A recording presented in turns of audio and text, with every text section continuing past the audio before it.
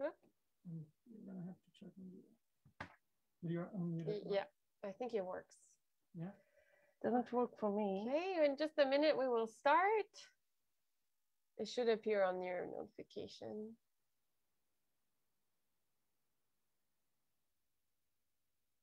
I have it. You have it? Great. Yeah. Yeah, I have it here too. Okay, so for some reason I don't have it, but that's fine. As long as you can communicate with me through Facebook. Oh, yes, we are live now. Yeah.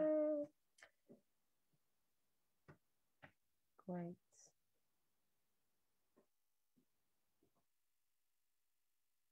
Oh, but I can hear it from here. So On the side.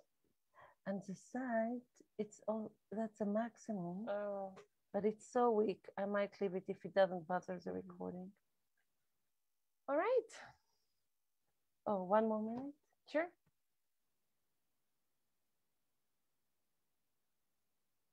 Okay, I think just tell them. They can hear you. Yeah, okay. I think okay, I can actually, I'm hosting it with you, so whatever I want you to tell them, I can tell them myself. Yeah. Okay. All right, welcome everybody. We're gonna start. So we are live on Facebook. So welcome to those of you who are watching us on Facebook, and welcome to those of you watching us on Zoom.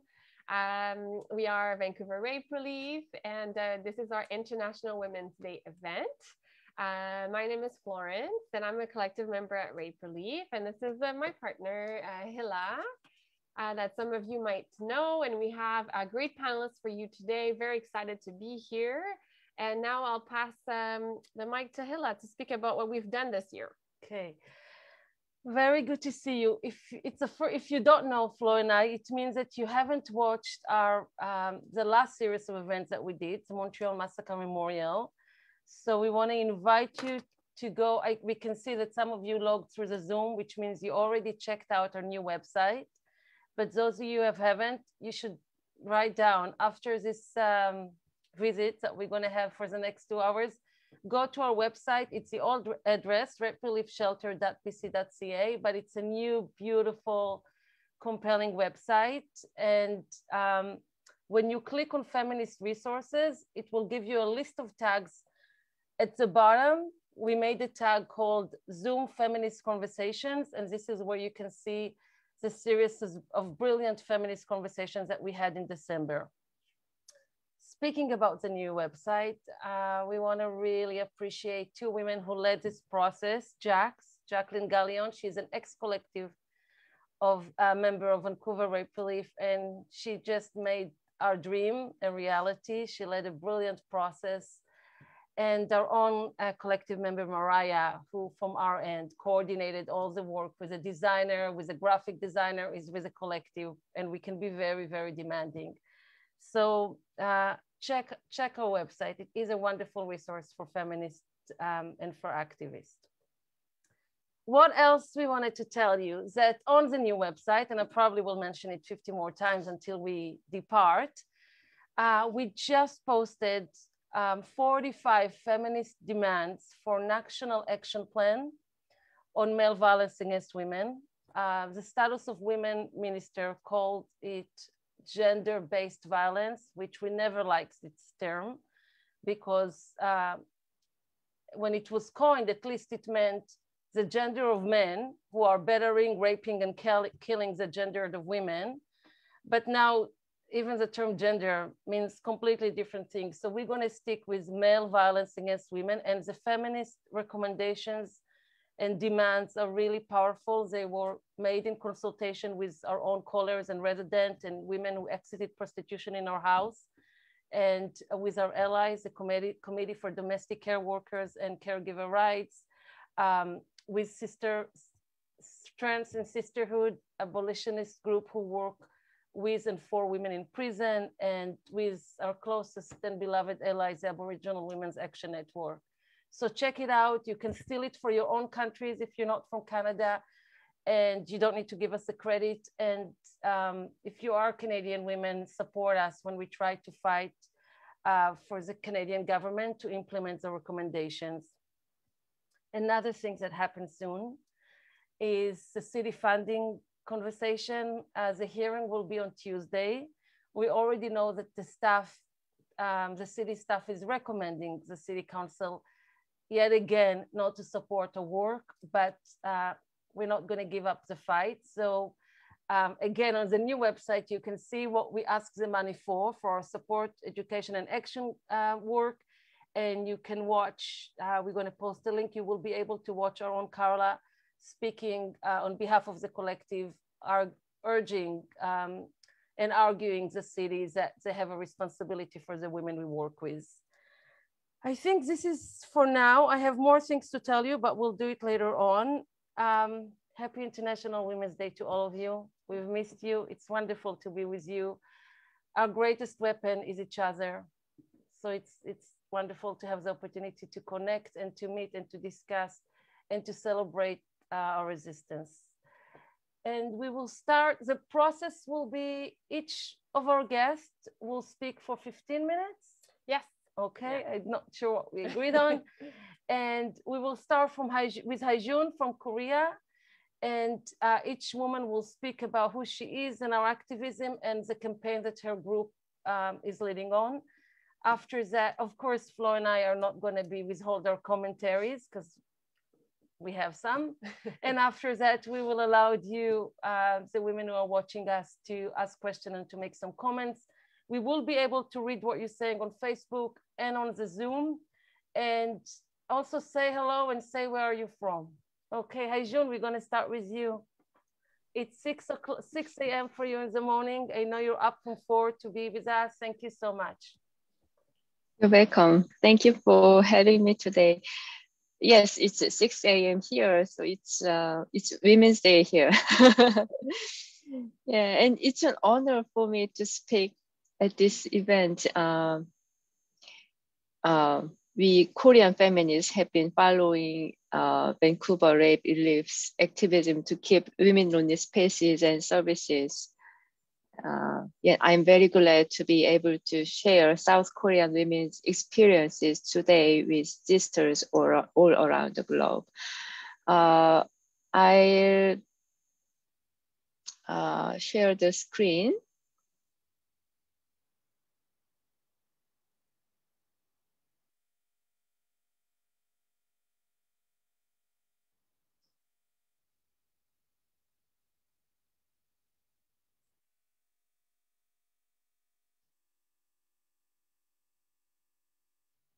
Yes, I am Hyejung Park from South Korea. I'm a lesbian feminist activist and researcher.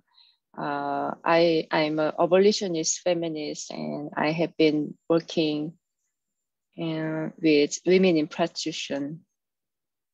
And currently, I am doing a research about Korea's new radical feminist movement. Today, I'd like to talk about the separatist movement in South Korea. By separatism, I mean that we recognize women are the subordinate sex class and men are responsible for women's oppression. Also, it means that we believe there is no such thing as a male feminist, and women's liberation movement should be organized by women only. In Korea, separatism was adopted by online radical feminists who emerged through the formation of the website Megalia in 2015. For me, being a feminist for almost 2 decades, I have worked in women's organizations working with women in prostitution. Feminists of my generation didn't think much about separatism. At the time, we criticized male leftist sexual abuse and misogyny, and there was considerable movement that exposed sexual violence in progressive social movement groups. I also came from the left and was very critical about misogynistic views and culture of the left. So we recognized that we needed to organize women's organizations independently from the left, but we still thought that we needed to be in solidarity with the left. We worried that total separatism would reduce our resources and movement. We thought that we didn't need to exclude those better men who had feminist leanings from our movement. We naturally focused on changing the laws and policies, and in so doing, utilized our connections with the left. We were able to pass the law on prostitution when the left came to power, and we secured more resources to support women in prostitution. But the law was not enforced thoroughly, and we are still witnessing a lot of victims of prostitution. Our activism concentrated in assisting these women to escape from prostitution, and we hardly had time or energy to mobilize female public for feminist movement. But watching the newly emerged separatist movement expanded the women's movement enormously, bringing about important social changes since 2015, I have realized that separatism is actually a much better strategy to expand feminist movements. I think I should first talk about in what context this separatist movement emerged in Korea. As you know, South Korea is well known for its high-level digital technologies. Most Koreans have smartphones and internet penetration rate is very high. People heavily rely on the internet in order to get information they need and interact with others. Consequently, we have developed the digital environment that has many online forums that people use for information exchange and social interactions. But since men dominated any mixed online spaces, and there was rampant misogynistic culture and abusive attitudes towards women in those spaces, women started creating women-only online spaces since early 2000s. Many of these women-only online spaces were commercial and they were not feminist. Many women even used these spaces to exchange beauty tips.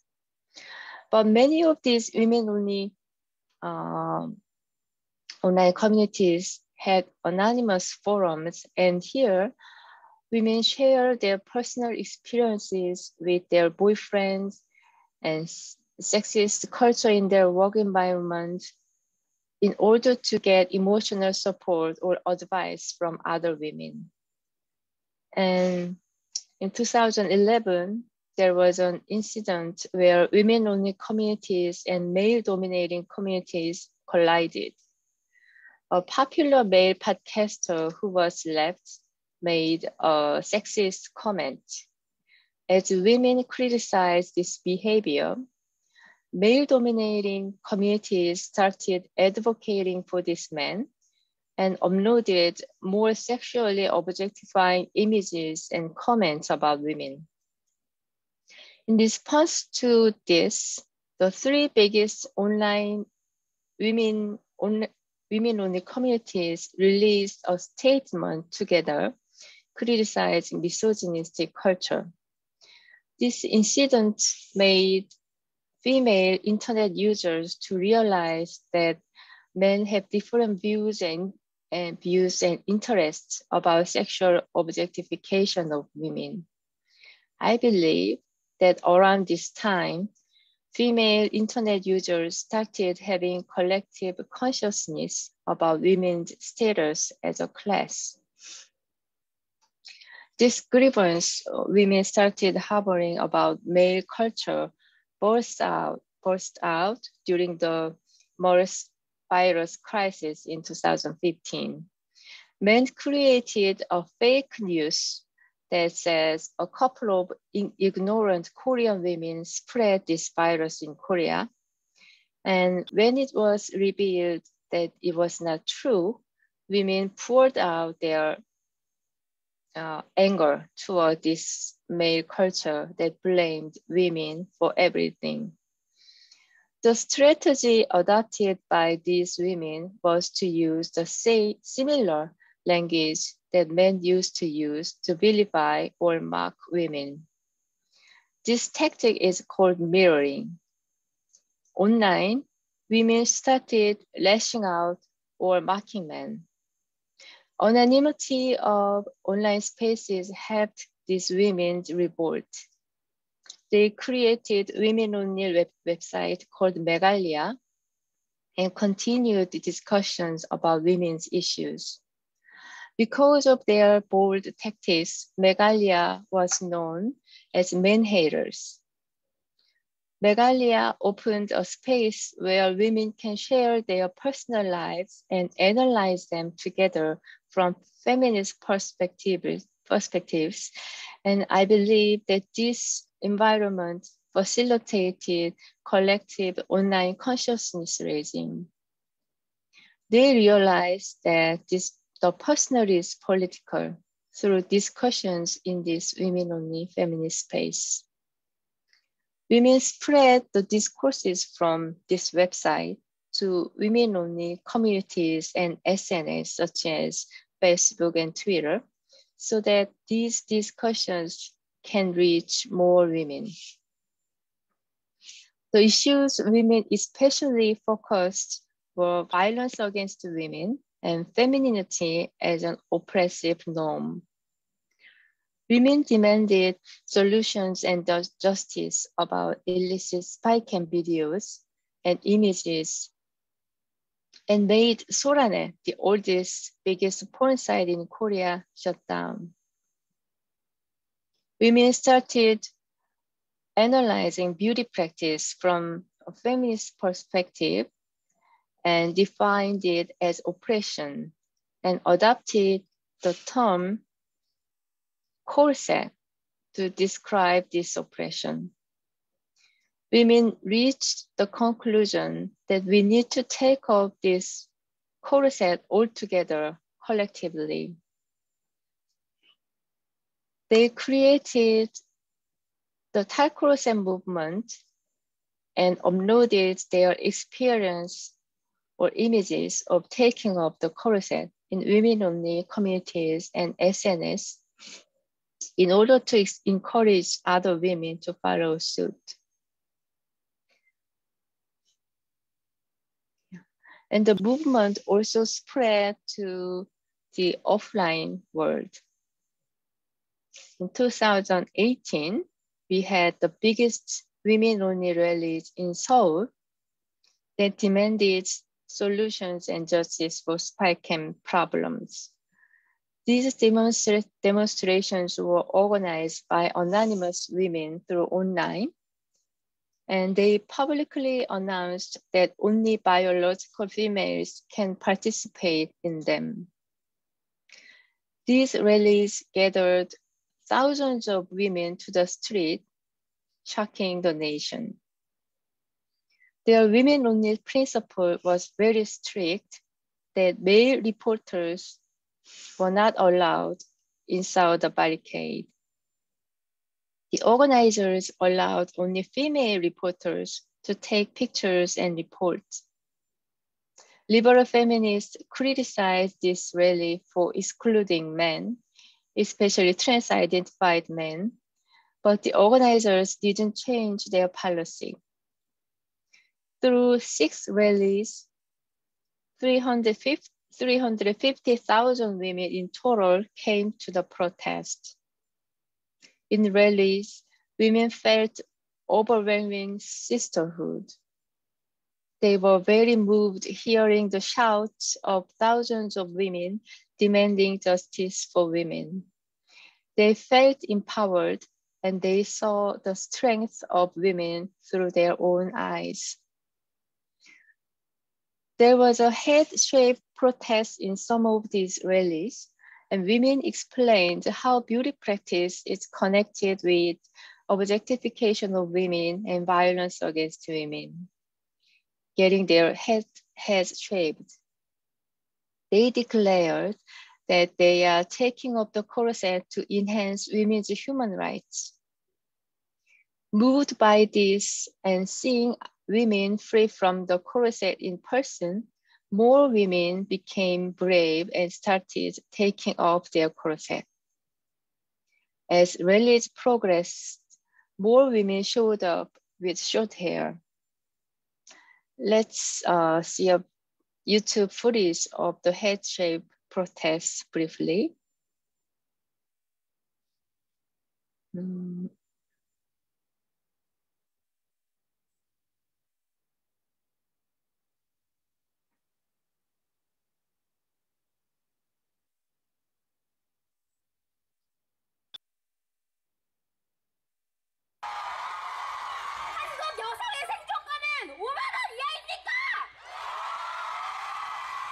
이제 그만 정신 차리십시오.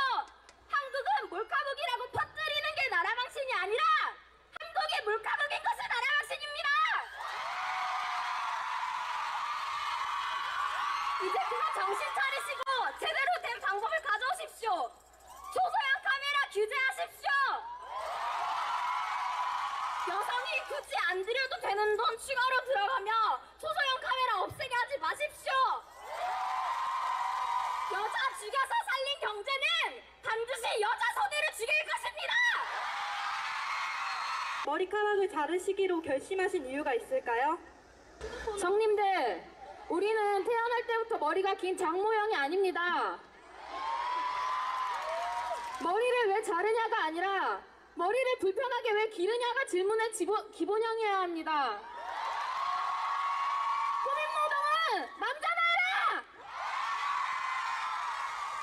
시위를 준비하며 시를 쓰셨다고 했는데 여기서 낭송해 주실 수 있을까요?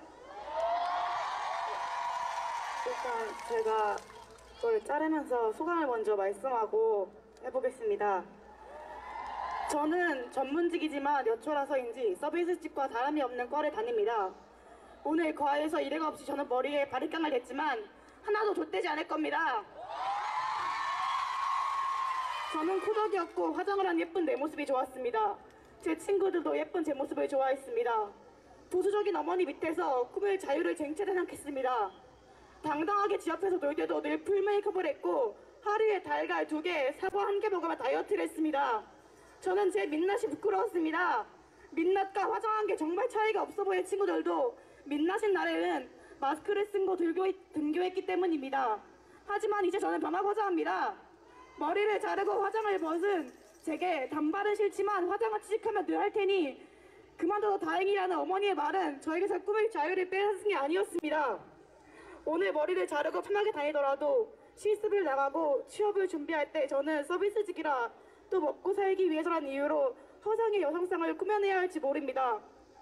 그러나 지금 이 순간 저는 제가 자매님들과 저를 위해 할 수 있는 모든 걸 하고 싶습니다. 저를 보고 단발로 자르고 당당히 자연얼굴로 등교하는 친구들은 그 어느 때보다 편해 보였기 때문입니다. 내가 바뀌면 적어도 나를 둘러싼 세상은 변합니다. 저는 30살이 지나도 주름이 짙게져도 예쁘지 않아도 죽지 않을 겁니다. 마지막으로 제가 태어나간 I skip a little.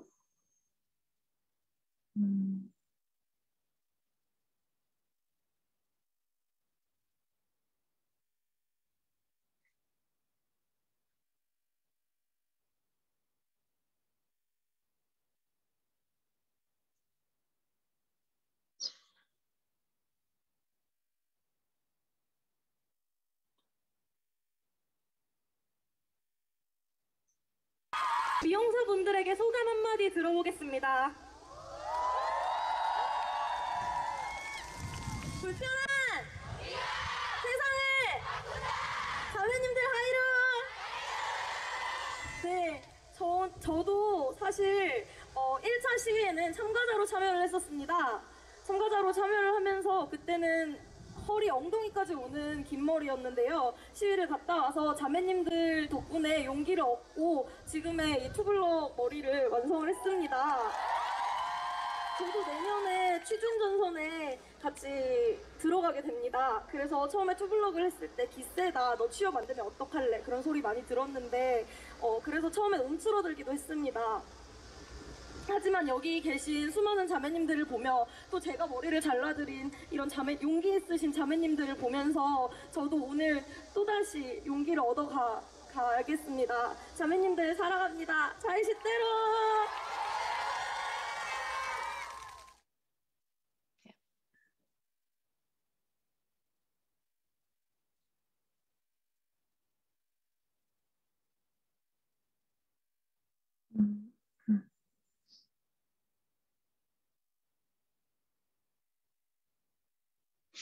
Yeah.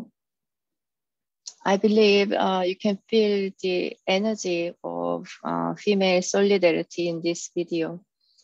As more women participate in Corset movement, there appeared star Corset YouTubers, and now we have a YouTube entertainment channel that aims to produce entertainment contents for women that does not objectify women.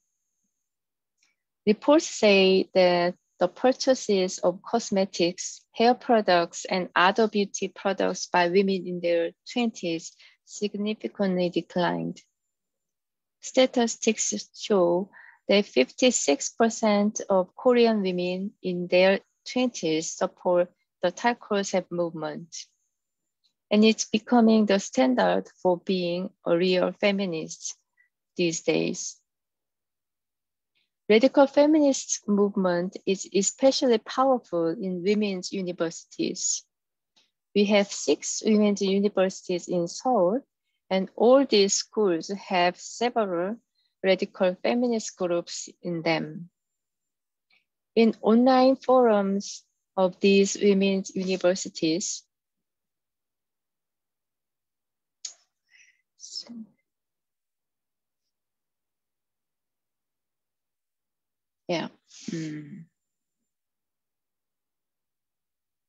in online forums of these women's universities, women had debates about beauty practice and men loving, and made rules that ban displaying beauty practice or heterosexual relationships. How heterosexuality oppresses and exploits women was another important issue among radical feminists. Phobic movement is about rejecting dating, having sex, marriage, or having children with men. The fact that radical feminist movement is much stronger in women's universities than in mixed universities shows the power of women-only spaces.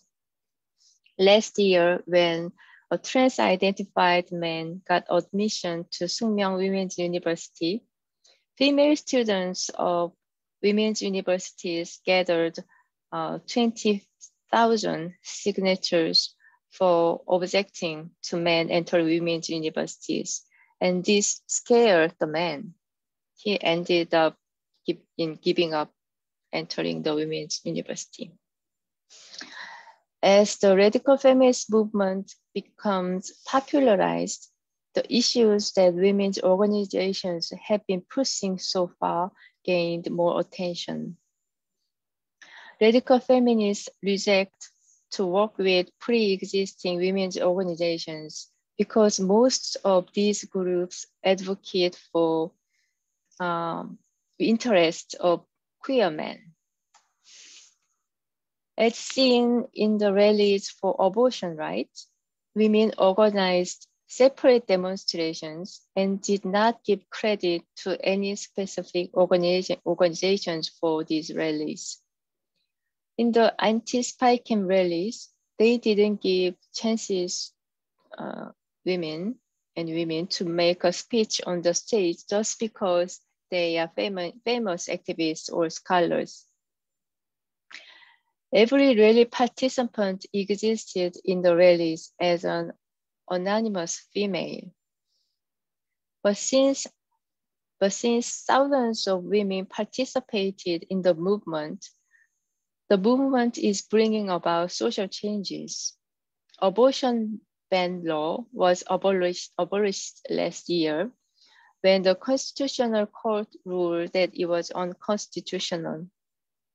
Underage victims of prostitution are now treated as victims, not perpetrators of juvenile delinquency. These issues have been pushed by women's organizations for a long time, but only recently gained momentum thanks to the power of popularized feminist movement. Laws that criminalize cybersexual violence also got passed.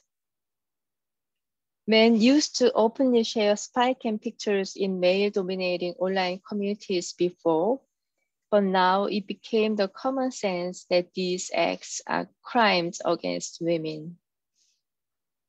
Social media changed as well.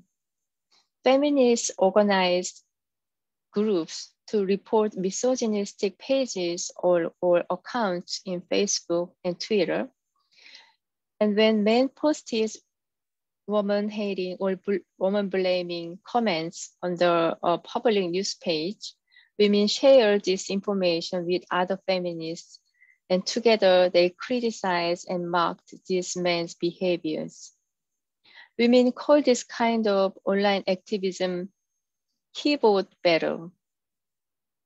But for radical feminists, men are not people we should persuade. They are the targets of reproach and ridicule. Women participate in keyboard battles with men in order to show other women it is okay to criticize men, not to change men's opinions. By criticizing and mocking male behavior openly on social media, women took up the moral corset that dictates women to be always polite, respectful, and politically correct, even when they criticize men's behavior. This activism broadened the online spaces where women can say their opinions more freely and act against male domination. In this age where important public discourse is conducted online, this is a very important change and accomplishment for feminism. As with any social movement, our radical feminist movement also have internal problems. Sometimes factions are formed and some individuals become the target of cyberbullying. Some women left the movement, unfortunately, due to these attacks. But separatist feminist movement clearly drew more women into the movement and increased the possibility that various feminist causes can be accepted in the society. The idea that we can build more powerful feminist movement when we define men as our enemies and use women-only strategies is not just a speculation or hypothesis. It is an achievable reality. Our case proves that, I believe. I conclude this presentation hoping that Korea's separatist movement inspires women in other countries to plan and organize their own separatist movement. Thank you. Thank you. It's really fascinating. There was so many things that we were talking about, the women's universities that we wish we would have here too, and the fact that there's a name to describe this movement against like beauty standards is really, really inspiring. And some women in the chat also said that it's quite inspiring, and they came to tears with the video that you showed too. Really shows us like how like how women are involved and really resisting. Yeah, thank you so much. Did you have anything to say? No, I'm Yeah. waiting for you to comment. Yes. That's a beauty standard. Yes. Okay. Great. So I wanted to touch on also beauty standards, and like it's something that affects women all over the world. So I wanted to talk also a bit about, you spoke what's going on in South Korea, and about a bit more in the North American context. So you all know we live in a patriarchal society, and it sets really many strict beauty standards for women to conform to. And even when we're aware of this coercion, it's really hard to not to follow those beauty standards. And often it's a survival strategy. It's a way to be more comfortable in the world and not have to worry about what people think of us. So I want to touch on some standards, and there are many of them.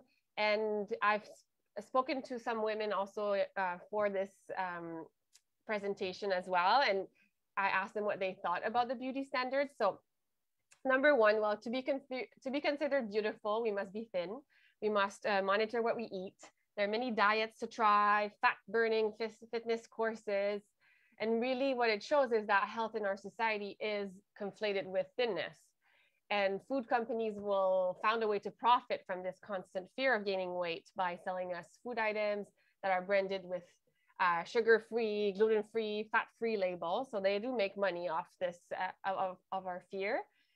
And some things that women told me is when I was a girl, I was shamed if I wanted to take a second serving of food. When I eat, I think about what exercise I will have to do to burn off that food. And I was taught that wearing anything above size 12 is shameful. And also the beautiful woman is not only thin, but she is white. And it's not a surprise since whiteness is so overrepresented in the mainstream media.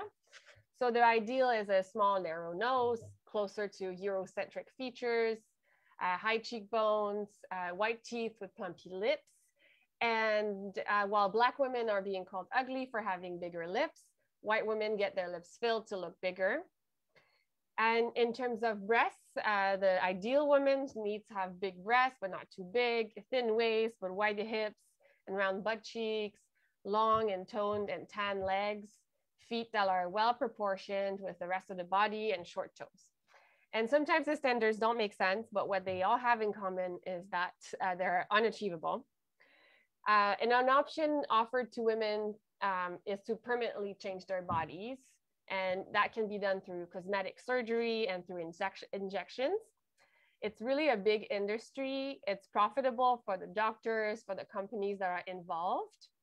And not only surgery it's very expensive for women. It comes with health risks, and that can include death. And there's risks during and after procedures. So an Asian woman shared with me that the following: I was gifted rhinoplasty by my father. I didn't have a white noise like my sister. I have a big chunk of cartilage missing from my right ear, which was transplanted to the tip of my nose. And I still feel the discomfort from this deformity when I have to wear a mask all day or when it gets cold. And she also told me that she used to put tape on her eyelids to make her eyes look less like Asian eyes. And she eventually got eyelid surgery. And not only surgery, but also there's also products that can be dangerous. A South Asian collective member shared with me that she grew up using skin bleaching cream that can burn the skin in order to have lighter skin. And so also the beautiful woman, to be beautiful is to be young. And the massively profitable anti-aging industry offers a range of expensive skin lifts, Botox injections, anti-aging creams, and it's supposed to miraculously make you look 10 years younger. And so there are fillers or injections that can be used to shape the body in different ways. A woman shared with me that she had amounts of Botox injected into her calves because she was told that her legs were too muscular and manly, and any physical activity after that, even walking, was a struggle. And another woman told me she considered getting surgery and fillers in order to have a more V-shaped face. And then when it comes to body hair, that's a big one too. The standard is legs, pubic, and armpits free of hair, and face should be free of hair except for eyebrows, who should be properly shaped and not too bushy. Hair removal is, as you probably know, quite painful and uncomfortable. It requires ongoing thought and care. And in this area, white women have some privilege in regards, because women of color usually have darker hair, which is even more unacceptable according to the standards. And so not shaving or waxing those areas mean hearing comments that were disgusting or too masculine. Some of the things that women told me, a South Asian collective member again told me she was called Monkey because of the hair on her legs. And she has gotten since then laser hair removal.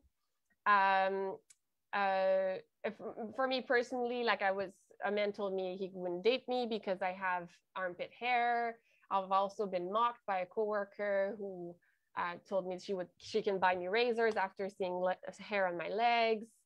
Co-worker in another place. In another place, not here yet. And yeah, another South Asian woman told me that she is still threading her eyebrows, even though it's still quite painful. And woman said that she has a scar from the burning hot wax her sister used to use on her upper lip when she was 14. And so that's for body hair. But when it comes to our hair on our head, that gets a lot of attention too. A lot of care products, hair accessories, hair dyeing. And speaking with a Black woman told me she grew up witnessing women around her relaxing their hair and spending really, hundreds of dollars to buy weaves. And she was personally sent home in high school for wearing braids. Natural hair for Black women often means less opportunity and facing discrimination, as she says. For example, in the workplace, because some racist standards will be conflated with being professional. And so on top of that, there's clothing and push-up bras, shoes, makeup, beauty creams, beauty products, manicured nails, fake tanning products, tanning beds, colored eye contacts as well. And in relation to all of this, a woman told me that she noticed that whenever she has makeup on or her nails done or clothing that are nicer or more associated to what's sexy, then people are much nicer to her when she's not sexualized.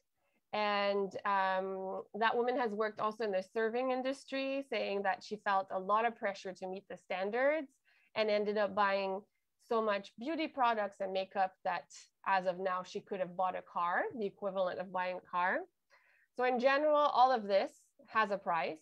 And if we look at some average, it's over $200,000 in the course of the lifetime of a woman. So that's a lot of money, but there's also the time. And then on average, we say 55 minutes a day on grooming. So a lot of time spent on buying the items, on changing our appearance, and energy spent thinking about our appearance and really hating ourselves. And that's time that's taking away from being politically involved in the world.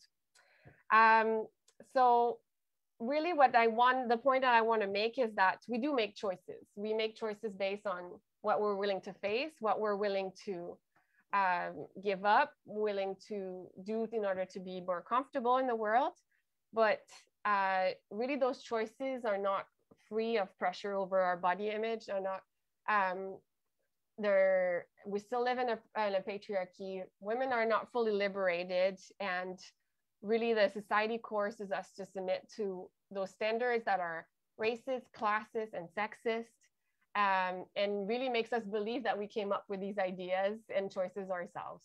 So that's what I want to leave you with. That's great. I have to tell you, being fat with gray hair and hairy never felt more wonderful. And I want to reinforce the point that you made, Flo, and I'm sure you all know that it's a very effective backlash. Women always, since the dawn of patriarchy, had to comply with beauty standards to be able to be married well. But definitely once women had access to public spaces and to the workforce and have access to some kind of economic independence that increase the likelihood of women access to freedom, the backlash is to profit from self-hatred, from pressing women to meet standards that do mean that the money that they make in the hard work they will spend on endless cosmetics, and that the time consuming that it takes for women to try to be traditionally pretty is time that is taken away from women intellectual, social, and political development, and it's not a coincidence. So great commentary. Yeah, and thank you. To our second guest. Yes. So now we're gonna move to hear Samara and Jimena from Arena en la Vagina, and they're speaking to us from Mexico. They will tell us a little bit about who they are, what they do, what their fights have been, and also touch on abortion rights, which there was a recent win. Up to you. Hello, how are you? Well, I am Jimena. And I'm Samara, and we are from the collective Arena en la Vagina. We live in Guanajuato City in Mexico. And well, we prepared a few, like a PowerPoint presentation. I'm going to share screen.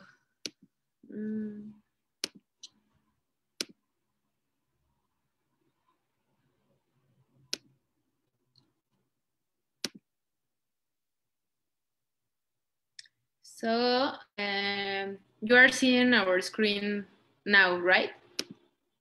Yes, okay, perfect. So Arena en la Vagina is a group of friends who one day were done about the misogyny that was happening around us.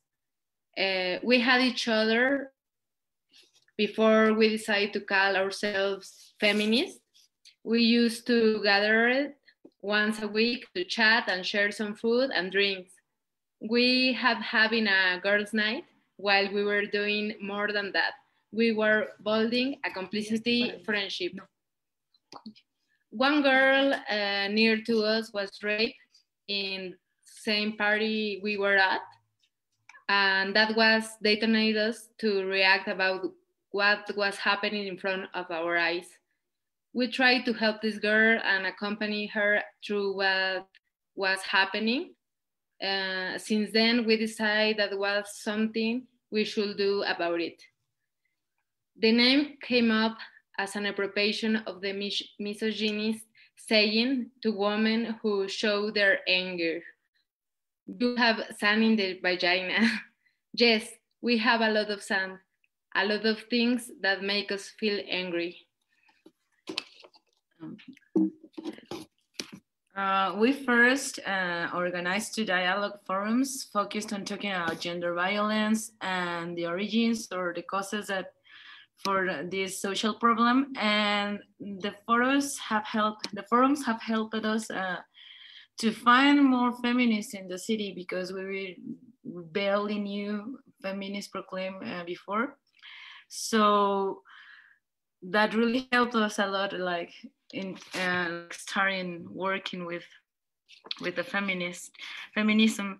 So after the forums, another cultural forum from the town invited us to be a part of a project that they were working at.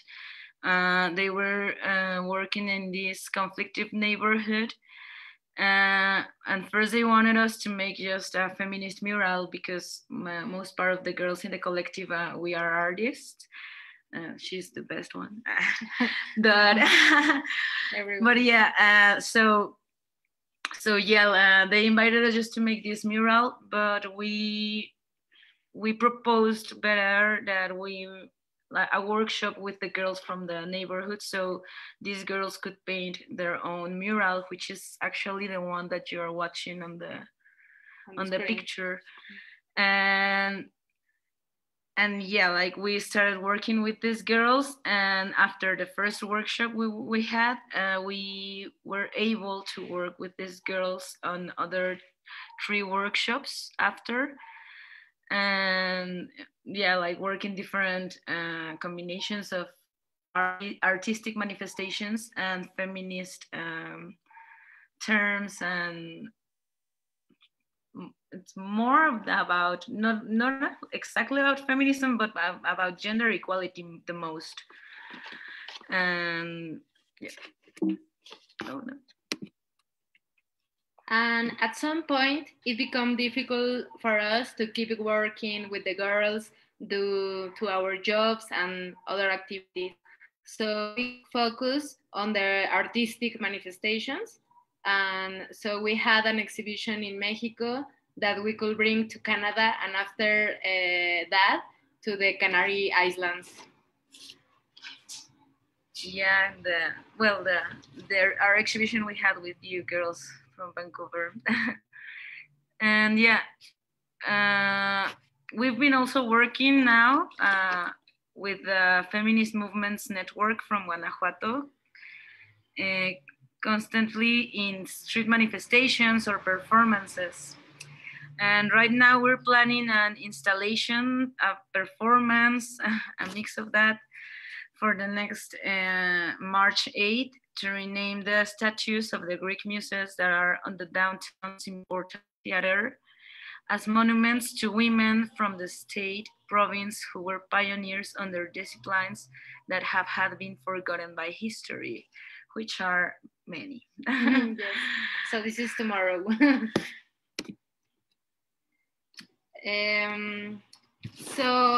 About the green tide. The green color in Latin America stands for the eradication of sexual and reproductive women's rights. It shows a political position for safe, legal, and free abortion, supposed by the state.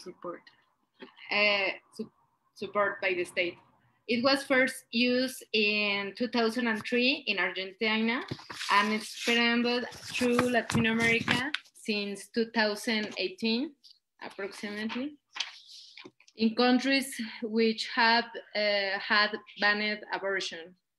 In Mexico, the campaign arrived as a product of the fever and the organization of the Argentinian fellows have had across the borders. Before this huge feminist network, like Latin American network, emerged, inspired and supported by the other Latin American organizations, there were other agrupations in the country that were already fighting for the free, safe, and legal abortion in the different illegal scenarios. Abortion was even bigger taboo than still is now in Mexican culture since its penalization on the 1870s. So it's quite a long time. Before that, it had used to be seen as something that used to happen sometimes, but it was obviously still hidden. When it was penalized by the federal law, a big prosecution of women who were having abortions, even if these abortions were spontaneous, doctors, nurses, midwives, or doulas, anyone who were helping women to practice abortions or were into the abortion theme, were removed from its medical permissions or incarcerated and violated by the Mexican jurisdiction during the arrest procedures, which was the case of the women who had the abortions by themselves. The only exception has been if the pregnancies were high risk for women's lives. So there were no chance to get a safe abortion unless women were almost dying. This led to clandestinity. Illegal abortion clinics have risen all around, and a huge amount of women have died during these non-safe procedures. Women who were raped and pregnant in result couldn't get rid of the product and were condemned to raise their rapist children. Because even though this was modified on the legislations in 1931, women were still rejected in hospitals when they were going to get an abortion because of doctors' conscious decisions, non-exclusion right. This kind of right, it's the thing that allows every health worker to decide if they want to care or not from a patient if the case goes against its values. So they can decide if they want to give you the healthcare or if they just tell you go to your house and do your thing. And still it's happening this way. So it's supposed to be prohibited right now, this conscious decision, but the law regulations are still like not really working into that. The amount of girls becoming mothers because of they were evidently raped increased and was normalized. It still is normalized in some points of the country. Because becoming a mother, it's still the goal for a woman, you know? So it's what makes a woman's life, and no matter the age, of course. So what the penalization really brought with was a huge women's persecution and punishment for trying to choose by themselves their own paths and forcing children and women to become mothers, practically. After, in 1992, Hyejung, Chosen Reproduction Information Group, was born in the aim of spreading objective, scientific, and like information about abortion in order to position it as a topic of public interest, public health, and social justice, according in their own values. Hyejung became one of the first feminist organizations that were working to help women on precarious situations, whom are the ones most violated by the misogyny, to protect their sexuality and reproductive rights, and they're still working produce more content about abortion. Also during the 2000s, during the 2000s, a few groups of feminist women around the country started to organize concerned by this woman's sentence of living. Some assemblies were held to start the first feminist abortion accompaniment, inquiries and capacitation to start helping women to find safe options to get an abortion. Also different females professions as lawyers, philosophers, human rights activists, legal advisors, doctors, other organizations like Hyejung started working, making big efforts to legalize abortion and to free incarcerated women. In Guanajuato, our town, Las Libres, the Free Women, were one of these groups that have been created. They're working since 2000 and have made one of the most impressive legal defenses coming from feminist organizations in the state and in the country to free incarcerated women and to help rape women and children to have safe abortion afforded by the state social security income. They've said that the legalization against abortion were violence and cruelty coming from the state against women and violation of women's human rights. This organization between others like Fondo María, Católicas por el Derecho a Decidir, activists from Amnesty International, and other big collectives from Latin America like Las Rojas, etc., have been helping of impulsing and distributing information and help to women who need assessments, protection, or help to get safe abortion, and also on the way through legalization. So in 2007, abortion is decriminalized in Mexico City after the great efforts of these agrupations, between others. This was the first achievement for the movement in the country because this allowed the creation of specialized and safe clinics for abortion. But decriminalization is not enough yet, because it still leaves unprotected women who cannot afford paying the clinical service or traveling to Mexico City for the ones who are from the rest of the country. Due to these women's needs to have safe abortions, other organizations emerged focused on making abortion accompaniment processes, and a new organization,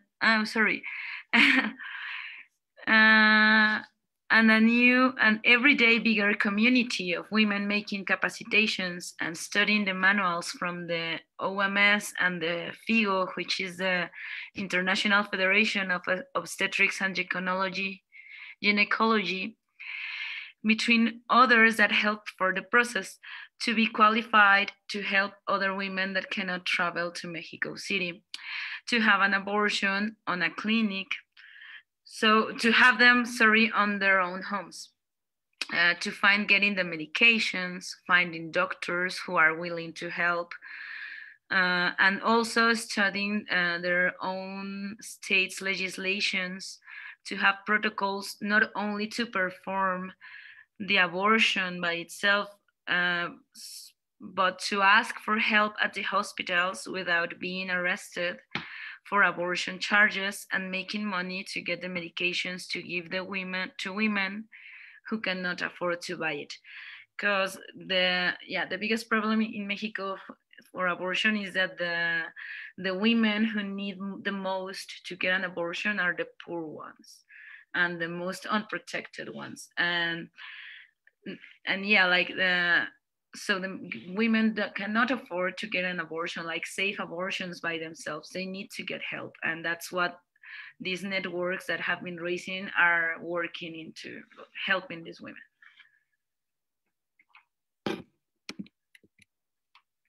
So the first national protest in Mexico was called on 2018, September 28, by a group, Rosas Rojas.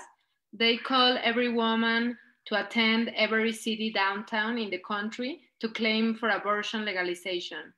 That was the first time that a considerably big amount of women have gathered together to claim for their sexual and reproductive rights in a general protest in the country. In Guanajuato, that was something deeply meaningful for the movement. Early efforts to mobilize women to protest and gather on the feminist purpose were yet attend as they started to be since then. Yeah. The first network that included in their alignment students and teachers from the university, lawyers, independent artists, human rights activists, writers, young women from town, and the few feminists that were already active in the city, emerged first on a Facebook group. Women started sharing knowledge, doubts, any discussion of interest about the movement. Then the next March 8th on 2019, we called to protest and for the first feminist assembly, in which we agreed to meet periodically to start planning what would be the most important actions that were not happening in the city at the time, in order to introduce the abortion legislation debate on the state's discussion. So, no, it's okay. So during these meetings, the feminist movement network from Guanajuato capital was created, and it turned into be the platform that allowed the early feminists and the new proclaim to have a safe space to protest and stop the harassment and blackmailing to the collectives and the women involved in the street manifestations that have had impulsed the fast growth of the movement during the coming years, not only in Guanajuato. So yeah, a similar phenomena as it was happening in the city was happening all around the country. And different local feminist networks started rising since 2018's general protest.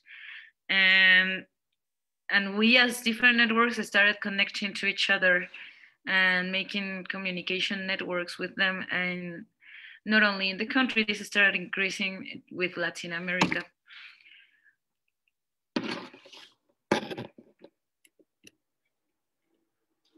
So inside these groups, the feminist network from Guanajuato has been making different announcements around it so women can be prepared to help the ones who may need an abortion. As well, has been making connections to another woman from the country and Latin America to be coordinate the protest or supporting the movements from other cities or countries. This cooperation manifested on the streets has been one most of the powerful weapons from the movements. On December 2017, the Zapatist women called for a general international feminist gathering. And as well as our Canadian fellows, Arena en la Vagina attend and felt the motivation that the Zapatists have called. On May 2019, we made the first feminist gathering in the city. Different women came and joined the workshops that other women prepared about different topics from what they've been working on. Women from other states came as well. It biggest as the one from Chiapas, but was really worth it.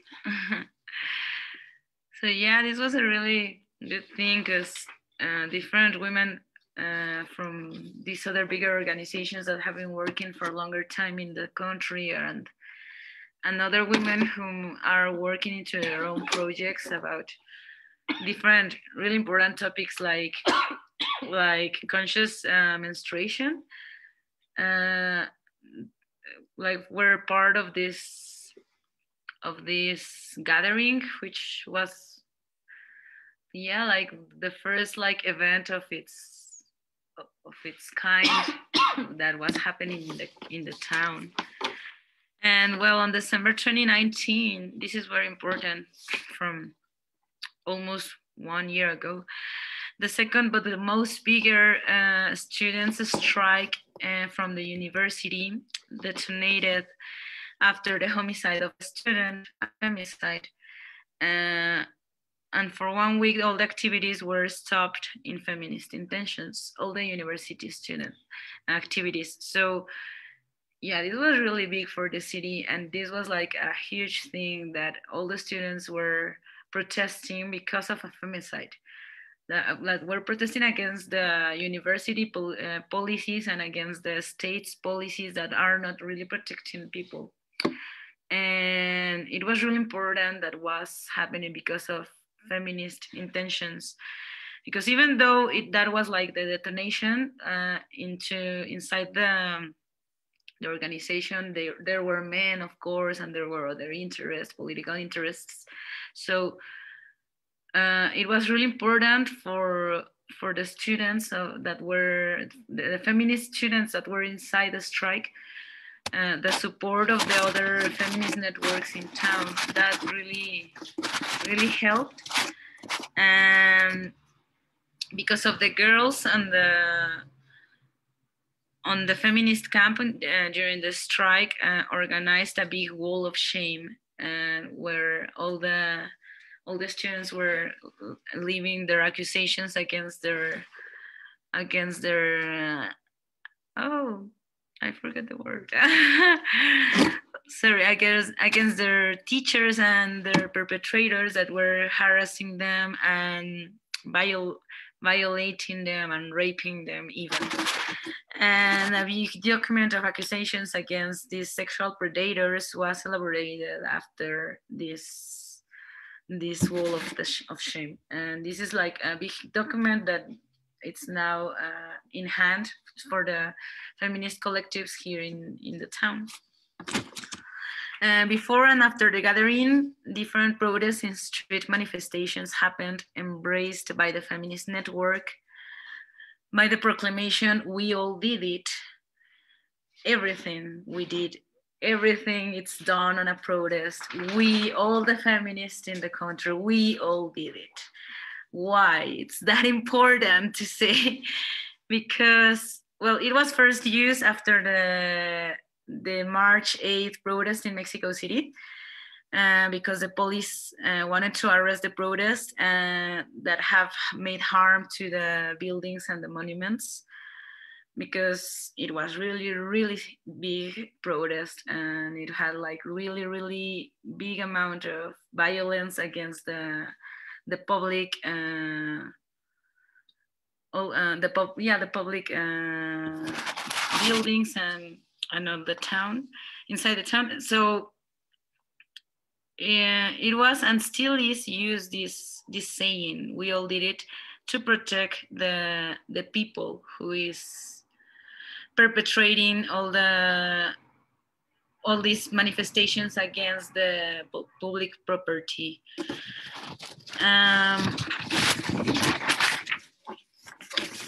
So Guanajuato Feminist Network worked at first as a cover to protesters' identities. At some point, since Guanajuato is so small, it's not that easy to make a complete cover, but it helped on banishing people, on making certain and important actions on the streets. In March 2020, we had the biggest protest last year in the town, the billboard on feminist activities in the history of the city. For about 2 weeks, we had artistic and political activities every day. So this saying was really, really important during this manifestation, this protest, since it was the biggest, and it had them at first. It was the first protest in this city that had this kind of manifestation against the public property, because no one before have had like the courage to do so. We all wanted to, because we were done, but we were still just a few. Like, we were not enough to be able to protest as we need to protest in this country, in order to gain attention from the government and all the politics. So it was really, really something important, and it was really long billboard. It was also really good amount of activities and feminist purposes, and that all the women that are part right now of the feminist network in town worked for it. We are, I think, very lucky that we have different academical women, feminist women that are part of the university, who are helping right now and have been working inside the university to teach some feminist theories and also to start making other kind of gatherings called by the university, and give other opportunities inside the university to students. So the political manifestation against public property start to be really important.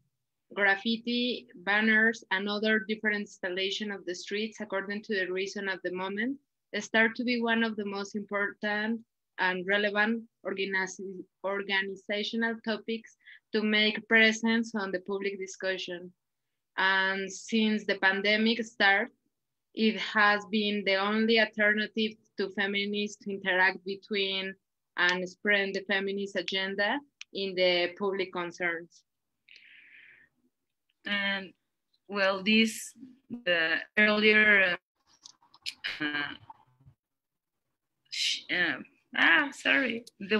these ones and the next ones are different interventions that we have made in May last year, when in Guanajuato was the criminalization of abortion was voted on the Congress. So unfortunately, it was voted against the initiative, so it didn't work.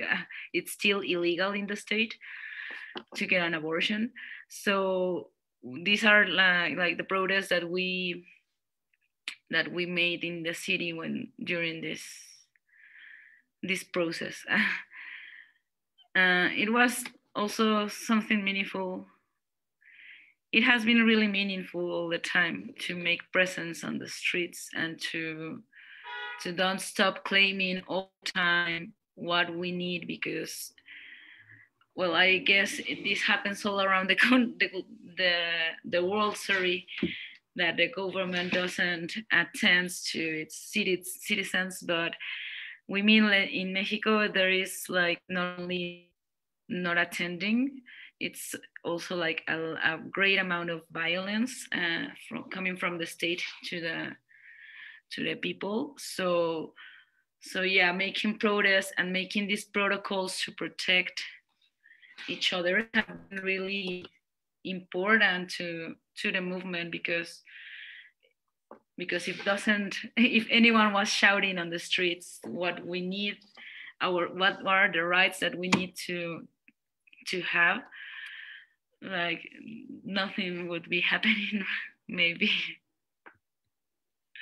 And these are the recently we have been interviewing in public lighting to turning into green and purple lights as a week to keep our petition in the public discussion.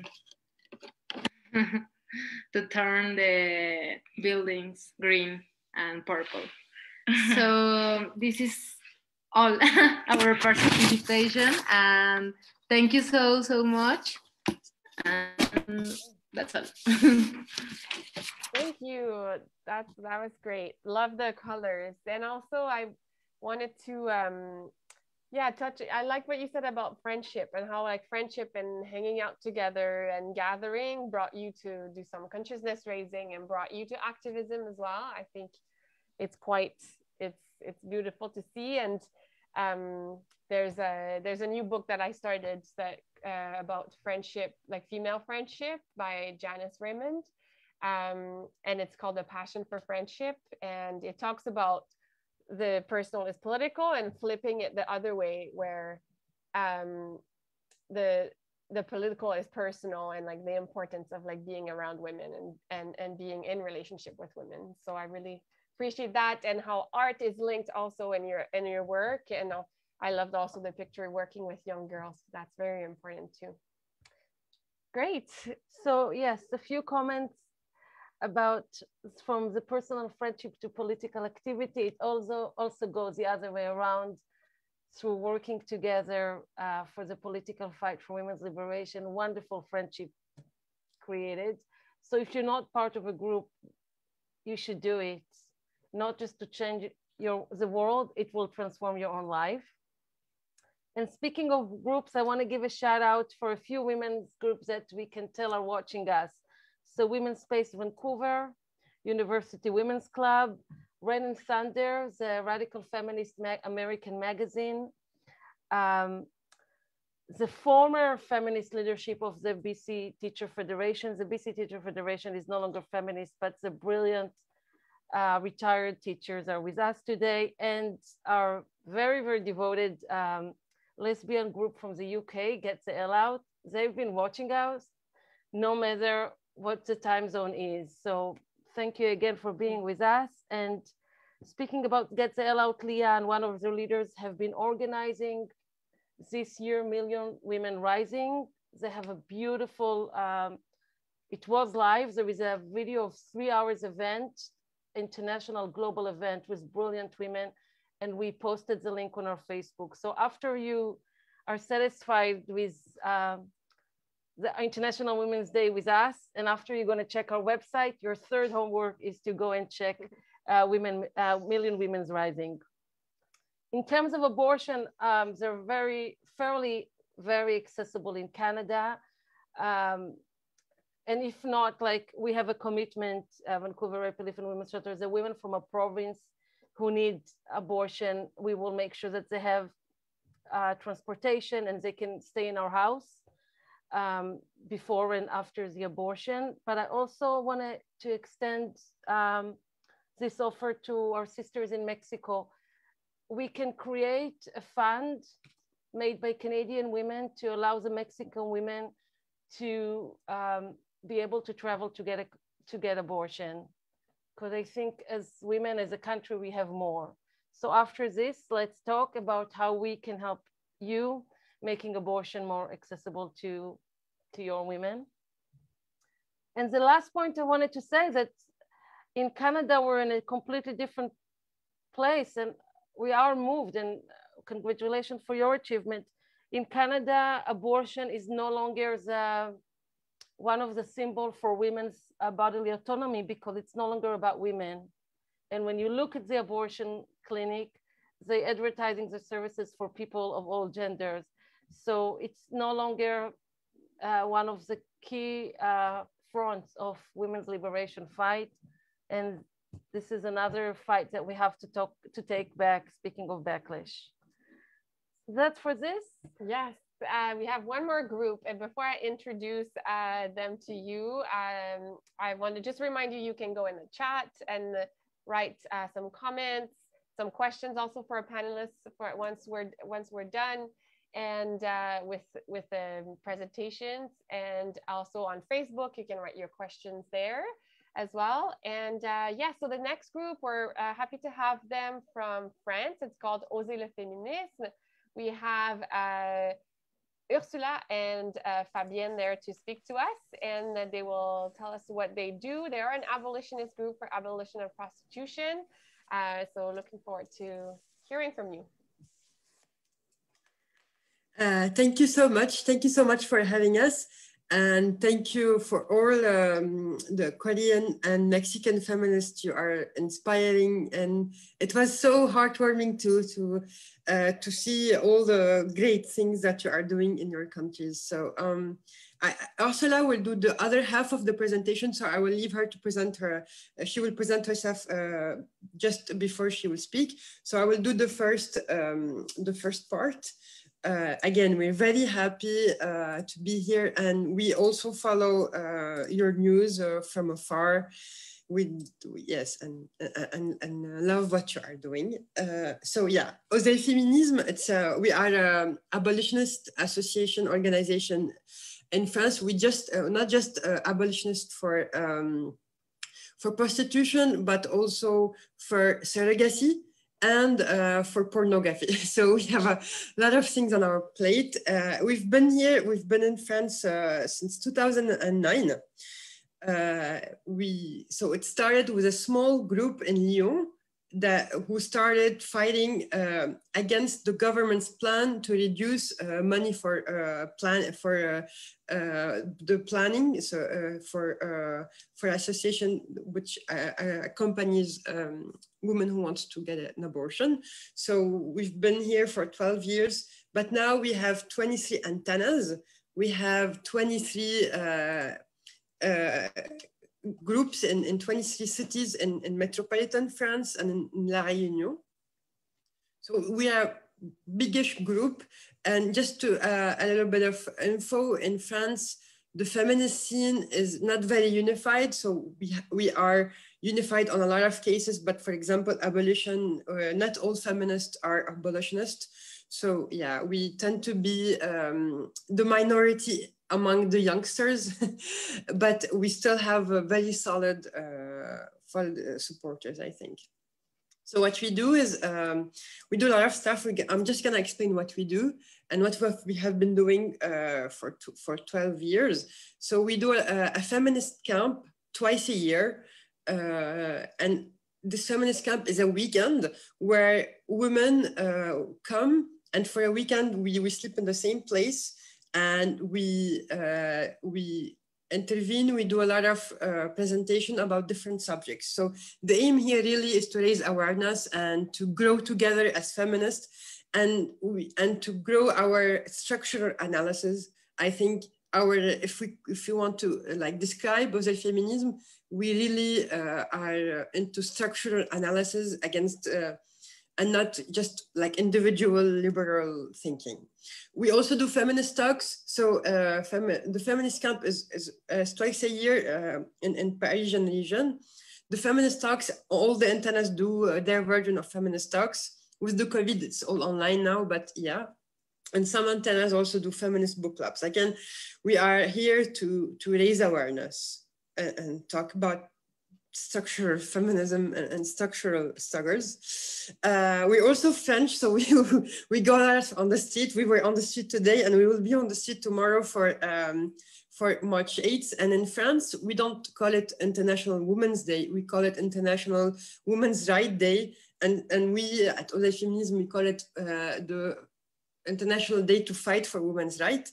So yeah, we do a lot of things, and we have seen in many cases more people coming to our to protest, not just because they are abolitionists, but for other cases. For example, 5 years ago, we were protesting against Polanski, who is a famous pedocriminal who raped a girl, and he's very celebrated in France. So 5 years ago, we were like 12, and last year we were like 1,000. So the feminist movement is gaining ground in France, even if it's not very unified. So how do we work? We have working groups. So the first working group is the journal. And the first act 12 years ago was actually writing a journal to explain like our demand. So we have a paper journal that's also available online. We also have a webzine online. So we also publish online articles. And we have different working groups. I'm just gonna name the most active today, but there are other groups. So we have a group for the liberation of women's sexuality. And this group, as its name, tries to raise awareness on women's sexuality.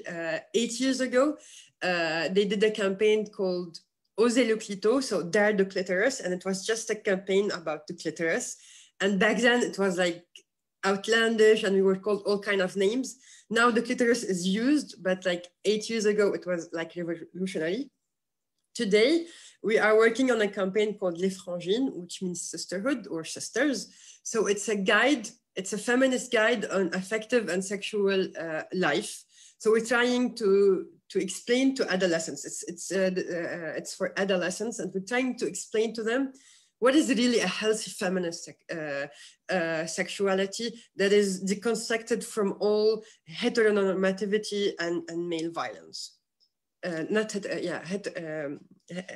Heterocaptivity, pardon. We also have another group which is called Abolition of Pornography, Prostitution and Surrogacy. And this group was very, very active just before the law in 2016, which criminalized the client of prostitution.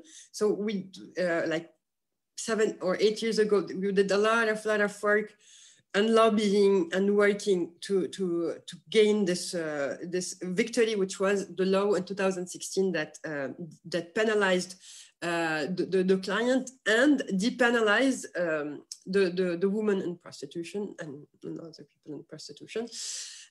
We also have a group which is called the Health of Girls and Women, and this group do campaigns that is on women's health. And you know, we did a campaign, it's called À notre santé, to our health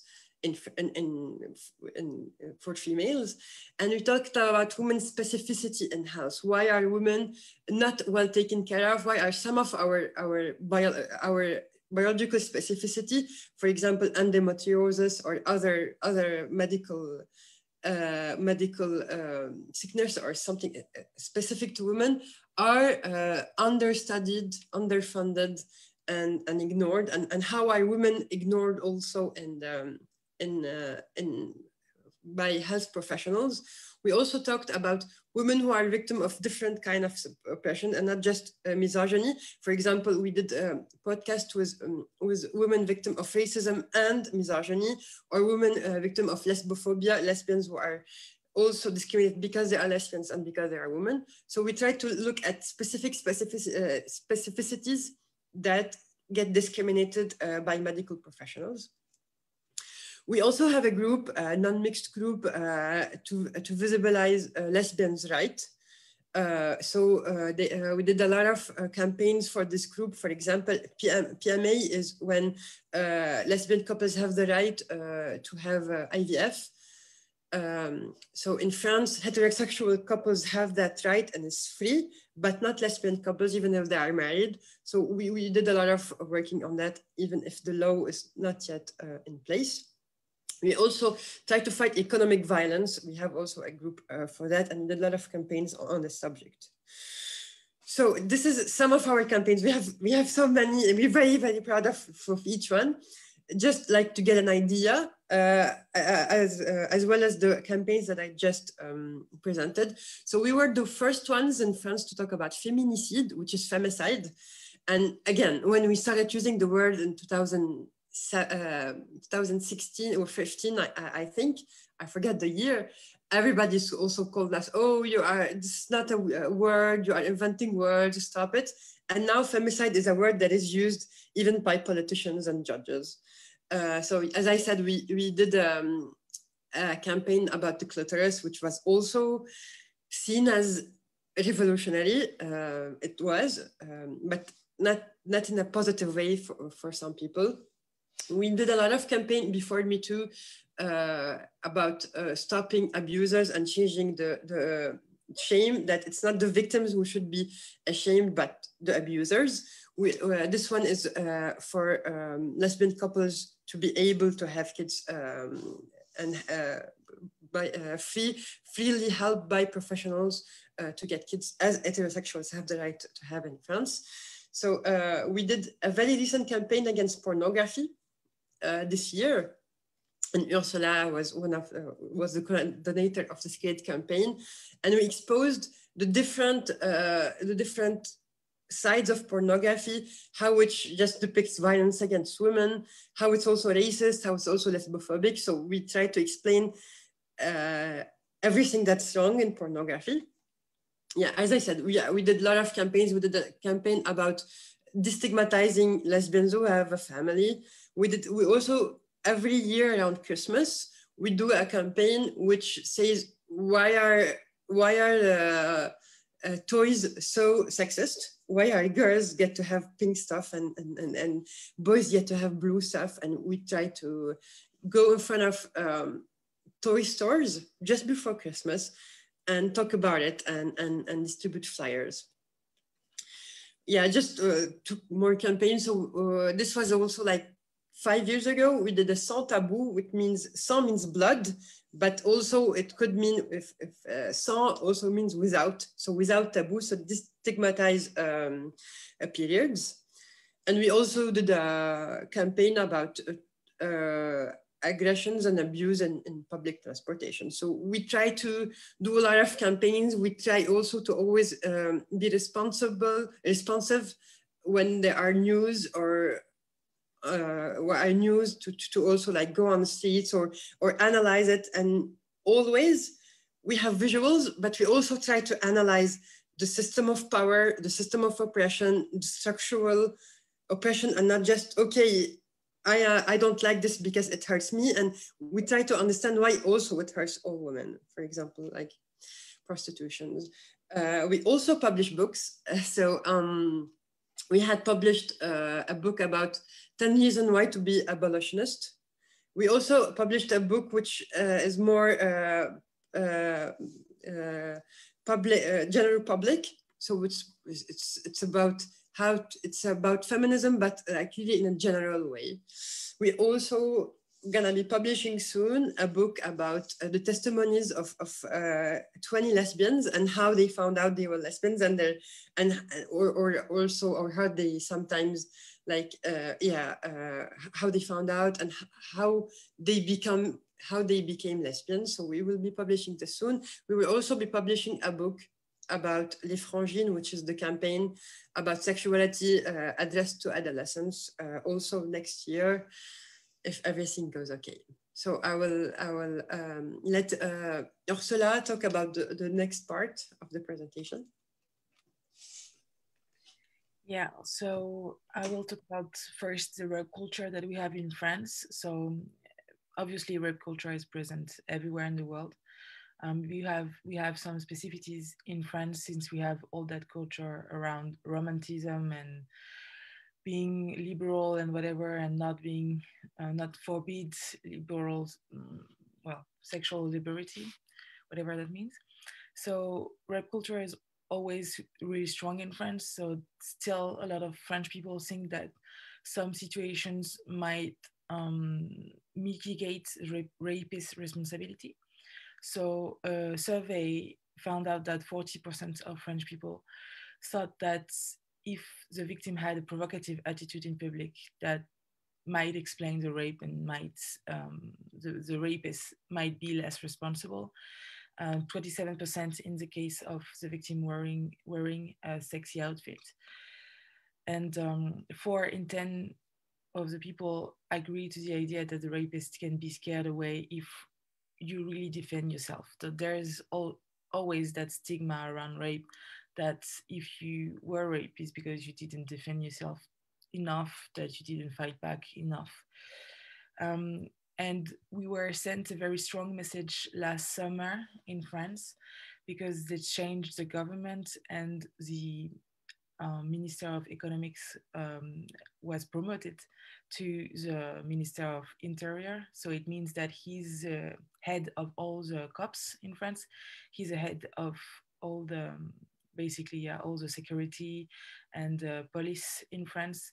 So he's actually the boss of the men who are supposed to be working on his case, because he is actually accused of rape, and he's right now under an investigation. So he's basically at the top of the hierarchy of the cops who are supposed to be studying the accusation against him. So that's a huge conflict of interest that was not addressed by the government, who only says that basically at this stage is just accusations, and basically if he's condemned, maybe he will think about it, but right now they're just turning the blind eye on us. And also the Minister of Justice, who was also appointed in last summer, he's a very, very misogynistic person who has addressed, who has on many occasions criticized the Me Too movement, saying that it was basically hysteria. And he's also an attorney who defended rapists, pedocriminals for decades, and not just doing his job, but basically attacking the victims and saying that kids lie about being raped, that women are basically liars and hysterics and just crazy people. And he has always had that method of intimidation towards the victim during the trials. So that's a message that we were sent by the government last summer. And still we have a woman killed every 2 or 3 days in France, and the government is pretending to do some actions about it, but really they're not doing much. So you can, next slide if you. So right now we are in the midst of a big trial ourselves against French pornography industry. Basically, there's some journalists that made an investigation with some victims testifying that they were raped during shoots of pornography. And also he had the boss of the company, which is called Jackie and Michel, on the phone, who was thinking he was talking to, a colleague, which was the journalist who was undercover, and he basically admitted to trafficking on the phone, saying that he was not supposed to pay guys to give him women because that's considered trafficking in France. So he was just pretending that they were doing, I don't know, some consultancy on the video, and he was paying them on the false pretense. So with that video, with that investigation of the French journalist, our association with two other associations in France, we made a claim to the prosecutor of France, and they opened an investigation against this French pornography company for rape, trafficking, and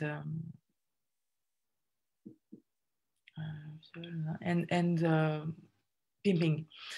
And another case around the French pornography was happening at the same time. It's a different investigation, but basically 4 men who were doing videos about, pornographic videos are charged with same trafficking, pimping, and rape, because basically they were using a guy who was pretending to be a woman online and making friends with young women, trying to gain their trust. And once he had done that, he was pushing them into prostitution and then pornography. So they were manipulated by that man, and they were doing that for years and years in France. So right now, 3 of them are in jail at that time we're speaking. And hopefully they will be sentenced with a long sentence, we hope. And in France, it's the first rape case in the field of pornography that is being brought to justice. So it's a big case for us. We hope to make the trial of pornography in France with that case. Tu peux passer à l'autre. I'm sorry, I have to change places because I don't have battery. I'm just gonna move. 2 seconds. Attends,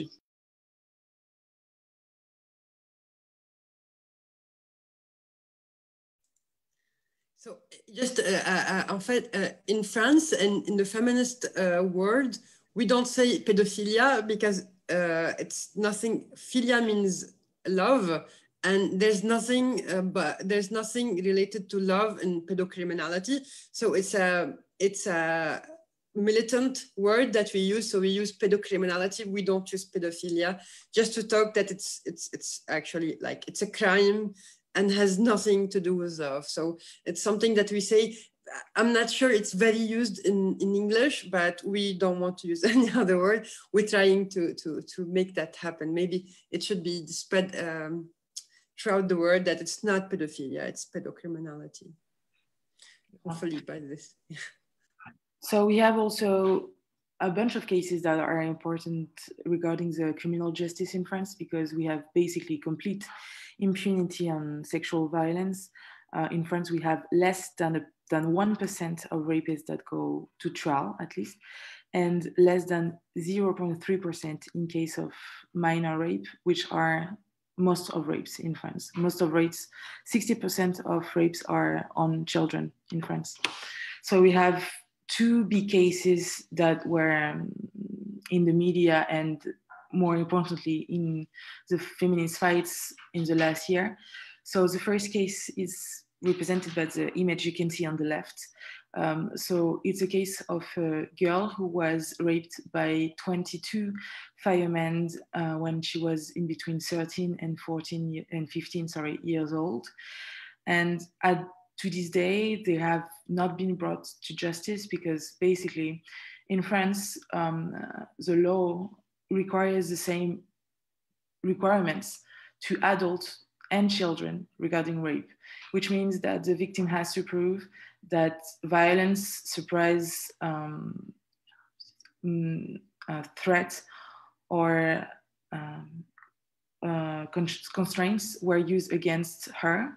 So a 13-year-old child that was completely just dominated by a group of men who she trusted because she was very sick, and they were keeping appearing to her school to save her. So she knew the firemen really closely, and they basically just passed her around like an object, and the justice system requires from her that she has to prove that they basically forced her, even though there were 22 military adult male against a child.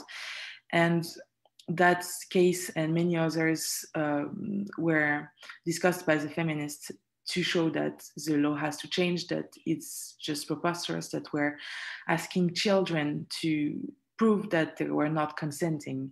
We still don't have statutory rape in France, where it is very, I mean, we're very late in that area.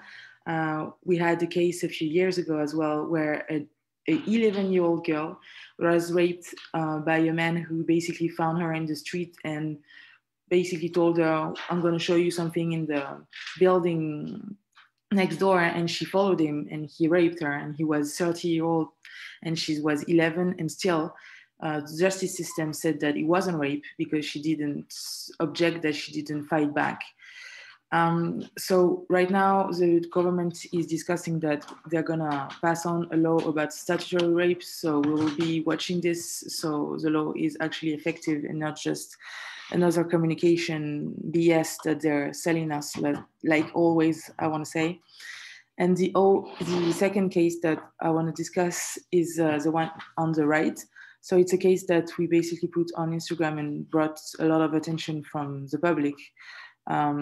It's a case where a stepdad raped a 13-year-old girl, and he raped her by doing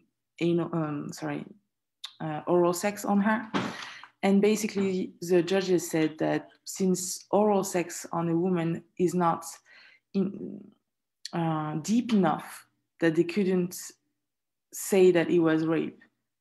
Because according to them, a girl's sex begins at the vagina and not labia for no reason, because that is not in the law. And they just said that it's not rape, it's just sexual misconduct because it was not deep enough. They said that. So now they're also saying that they're going to change the law, saying that oral sex will be considered as rape for children. So it shows that the justice system is completely unable or unwilling to state the obvious, which is that a child cannot consent, that a child cannot have sexual intercourse with an adult. And of course, oral sex on a woman is rape.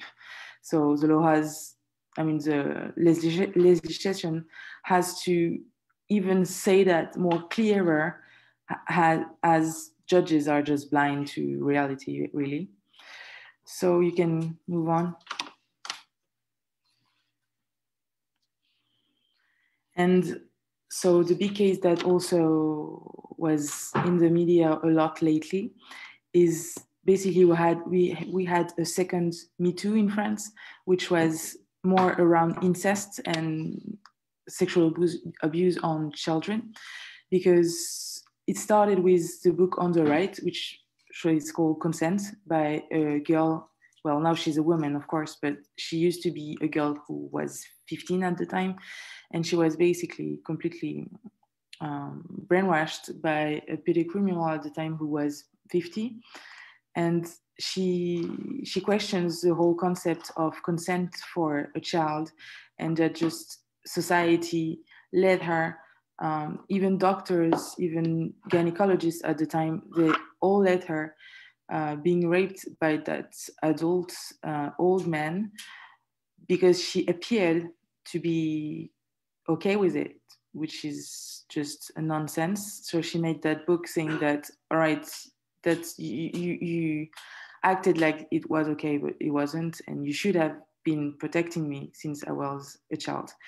And a second book was published maybe 1.5 months ago about incest. Basically, it's a woman who testified that her twin brother was raped by his stepdad, their stepdad, when they were 14-year-old.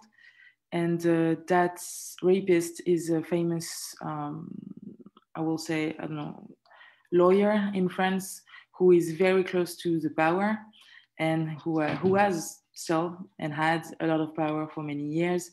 So since they were more or less in the public eye, that case made a big echo, and it started a second Me Too movement with hundreds and hundreds and thousands of victims testifying of the incest that they had experienced themselves.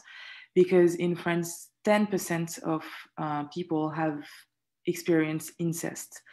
It's mostly girls, but also boys, and 10% of the population is a huge number. And there is a big omerta, so it means no one talks about it, and just big impunity always.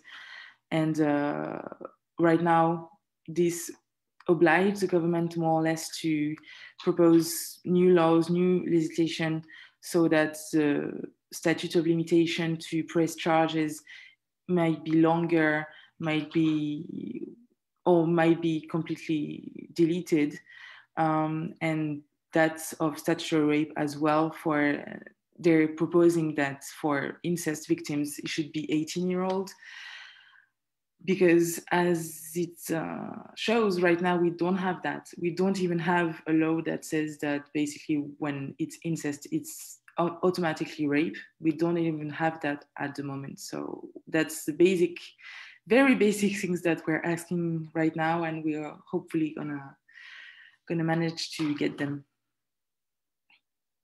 I think that's the end, right? Yeah, so that's it. Thank you. Thank you. Merci beaucoup. Yes, it's really amazing to see everything that you do and all your campaigns. Very, very impressive. Couple words, Hilla? Comments, yes.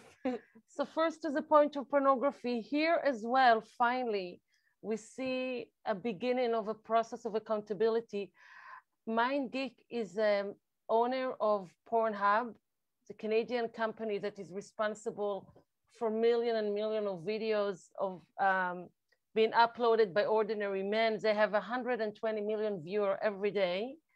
And the parliament just conducted a hearing about the implication of those pornographic videos. And go to our new website, because we made a submission about the women who are calling us because men have posted either videos that they made in consent, but the publication of it is not consensual, like the revenge porn.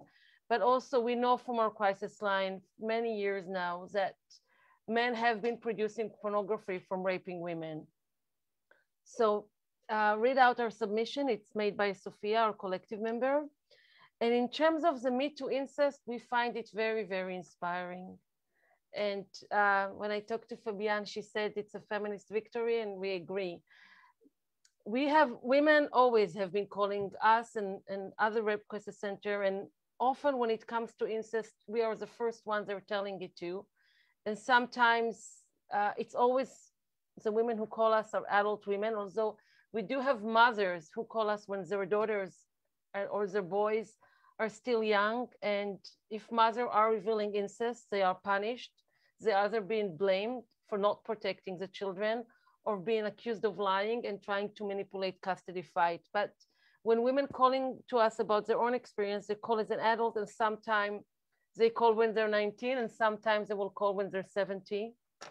And what feminists have been doing for 50 years now, collectivizing the individual voices for a political demand, we see now happening with the Me Too incest. And incest is really silent in North America and in Canada. We finally have a bit of discourse around the case of Woody Allen, but there was already a beginning of it in 2017 and a few years before that, but it's a discrepancies, the gap between how frequent incest is and the public silence on it.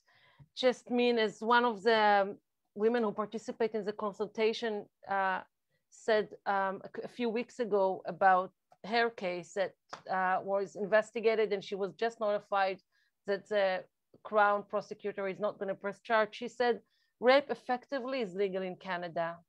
So in Canada, the legislation is much better, and women do not need to prove that they did not consent. Men have to show, in theory, bylaw that women were enthusiastically consenting, but the reality that those laws mean nothing because men are knowing in Canada that they can rape women and children with no accountability, with impunity. And the only way to change and transform the situation is holding men accountable by naming, by shaming, by social sanctioning, by criminalization. And we love what you showed our Mexican sister about the wall of shame. And there are women who are already brave enough in naming their attackers on Facebook, on videos, on YouTube, but we have to foster it to the moment of the Me Too incest, and to the, because what was so powerful about the original Me Too, that it took it to the next level. Men were named, men were held accountable, and we do not care how. They do not need to go to court. If there is social sanctioning, that's a form of accountability that will deter a lot of men. And when we say we believe women, it's not just a slogan. It's a feminist principle and practice that we all apply to our frontline work and to our feminist work. And we believe women does mean we want to hold men accountable. So that's about the incest. It is 2:54 our time, 5 minutes to midnight for our French sister. Thank you for staying up so late. Yes, we know you're not going to become Cinderellas. If at all, you're going to be witches at midnight. But before we end, we're not going to have time for question and answer. We ask forgiveness from our audience. We decided not to cut short our speakers. They were just all brilliant, and we wanted to hear them in full. We will create a follow-up conversation because we have lots of questions to you, including from our own members. I want to say two things before we part today. One is this book. Hyejung, correct me if I'm not pronouncing it, but I think it's Kim Hyejung, born 1982. Yeah, that's correct. Okay, it's a brilliant, brilliant book. Very hard to get it from your local bookstore because it sold out. It's out of print, but we understand that there is a new printing in English, the English edition. If you can get a hold of it, it's just a brilliant book and another testimony to the brilliant feminist analysis that our Korean sister hold. The second thing that I wanted to say is we can tell about some of you who you are. So we also want to acknowledge our sister from Vancouver Lesbian Collective for being with us today. And we can tell that there are women here from different islands in British Columbia and women from Langley and for other places. So we now have a call for our local sisters. We are in a feminist coalition with Eve, the organization that Trisha Bapti funded for women who've been in prostitution, with the Aboriginal Women's Action Network, with the Asian Women for Equality, with Vancouver Space Vancouver, and with the Lesbian Collective and the Aboriginal Women Action Network. And we are planning an action, a province-wide action about economic justice for women. And what we want from you, our sisters in British Columbia, that if you want to be involved, send us an email, send us a Facebook message, call us to our line. Our line is available to all women at all time, our 24-hour line, and tell us if you want to be interested. And if so, we will engage you to the process of planning this action because, and I loved what Fabienne said that about International Women's Day is a day to publicly fight for women's rights and economic justice. It's a crucial right, and women's poverty and women lack of access to our equal share of this world wealth keep us behind. So if you want to be involved and you're in British Columbia, let us know. I will follow up on some of you already after this session. And 2:58, so we will say goodbye. It was wonderful to be with you, our sisters from around the world. And thank you so much for all the women who've been watching and been with us. We will see you soon. We have great plans for you for the rest of the year. So stay tuned and go to our new website. Follow us on Instagram, and you can also see this conversation on Facebook immediately, and it will be on their website probably in a couple of weeks if everything goes well, on our new website. We love you. We need each other until we win. Thanks so much. Bye. Thank you. Thank you.